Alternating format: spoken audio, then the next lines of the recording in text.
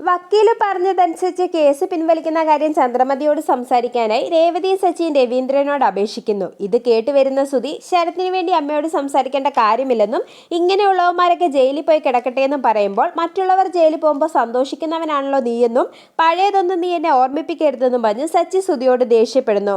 ശേഷം ശരത് ഇനി ഒരിക്കലും ഇതൊന്നും ആവർത്തിക്കില്ലെന്നും അവൻ ജയിലിൽ പോയ രേവതിയും അമ്മയും ഇത്രയും നാളും കഷ്ടപ്പെട്ടതെല്ലാം വെറുതെ ആയി പോകുമെന്നും അവന്റെ ഭാവി നശിച്ചു പോകുമെന്നെല്ലാം പറഞ്ഞ് സച്ചിൻ രവീന്ദ്രനോട് വീണ്ടും അപേക്ഷിക്കുന്നു. പിന്നീട് ഭാമയുടെ വീട്ടിലെത്തുന്ന രവീന്ദ്രനെ കണ്ട് ചന്ദ്രമതിക്ക് സന്തോഷമാവുന്നു. ശേഷം എന്നെ വീട്ടിലേക്ക് കൂട്ടിക്കൊണ്ടു പോകാനാണോ രവിയേട്ടൻ വന്നതെന്നുള്ള ചന്ദ്രമതിയുടെ ചോദ്യത്തിന് ഞാൻ നിന്നെ വീട്ടിൽ നിന്ന് ഇറക്കി വിട്ടതല്ലെന്നും നീ നിന്റെ സ്വന്തം ഇഷ്ടപ്രകാരമാണ് പോയതെന്നും അതുകൊണ്ട് ഞാനായിട്ട് ഒരിക്കലും നിന്നെ വിളിക്കുകയോ കൂട്ടിക്കൊണ്ടു പോവുകയോ ചെയ്യില്ലെന്നും രവീന്ദ്രൻ പറയുന്നു. തുടർന്ന് നീ ശരത്തിനെതിരെ കൊടുത്ത കേസ് പിൻവലിക്കണമെന്ന് പറഞ്ഞ് രവീന്ദ്രൻ ചന്ദ്രമതിനെ നിർബന്ധിച്ചെങ്കിലും പിൻവലിക്കില്ലെന്ന് ചന്ദ്രമതി തറപ്പിച്ചു പറയുന്നു.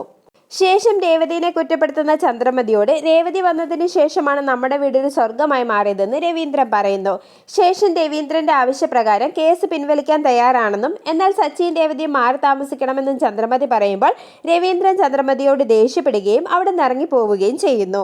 ഇതേസമയം സുധിയും ശ്രുതിയും അവിടെ എത്തുകയും അച്ഛൻ പറഞ്ഞത് കേട്ട് അമ്മ ഒരിക്കലും പരാതി പിൻവലിക്കരുതെന്ന് ചന്ദ്രമതിയോട് പറയുകയും ചെയ്യുന്നു. ശേഷം സുധിയും ശ്രുതിയും തിരികെ വീട്ടിലേക്ക് വരാൻ നിർബന്ധിക്കുമ്പോൾ സച്ചിൻ രേവതിയും വീട്ടിൽ നിന്നും പോകാതെ ഞാൻ അവിടേക്ക് വരില്ലെന്ന് ചന്ദ്രമതി തറപ്പിച്ചു പറയുന്നു. പിന്നീട് ചന്ദ്രമതിയും സുധിയും ശ്രുതിയും എല്ലാം ശരത്തിനെ അപമാനിച്ച വിവരം ശ്രീകാന്തിൽ നിന്നും അറിയുന്ന വർഷ ശരത്തിനെ കുറ്റപ്പെടുത്തിയതിന് രേവതിയോട് മാപ്പ് പറയുന്നു. ഇതേസമയം അവിടെ എത്തുന്ന രവീന്ദ്രനെ കാണിച്ച് എപ്പിസോഡ് അവസാനിക്കുന്നു.